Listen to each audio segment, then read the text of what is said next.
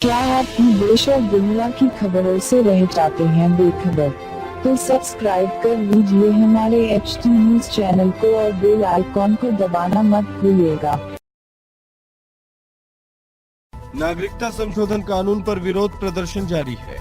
देश की राजधानी दिल्ली में जामिया मिलिया इस्लामिया के छात्रों का प्रदर्शन रुकने का नाम नहीं ले रहा है। जामिया इस्लामिया के छात्रों का विरोध प्रदर्शन अब हिंसक हो गया है।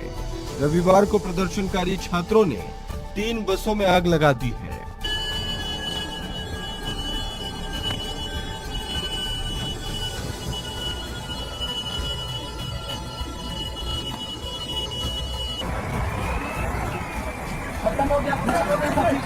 आग बुझाने के लिए दमकल की 4 गाड़ियां मौके पर पहुंची थी। बसों में लगी आग बुझाने के दौरान ही छात्रों ने गाड़ियों पर हमला कर दिया, जिसमें एक फायरमैन को चोटें आई है। नोएडा से न्यू फ्रेंड्स कॉलोनी की तरफ आने वाली बसों में तोड़फोड़ की गई है।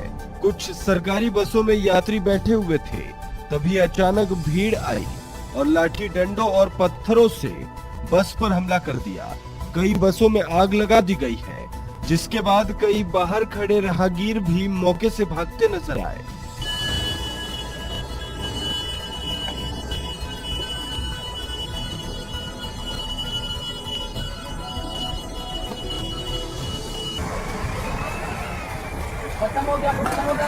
प्रदर्शन कुल मिलाकर दिल्ली के ओखला, जामिया और कालिंदी कुंज वाले इलाके में हो रहा है। अब जामिया के छात्रों ने कालिंदी कुंज रोड पर नागरिकता कानून के खिलाफ विरोध प्रदर्शन किया है। इससे पहले भी जामिया के छात्रों ने जामिया मिलिया इस्लामिया के बाहर हिंसा को अंजाम दिया था।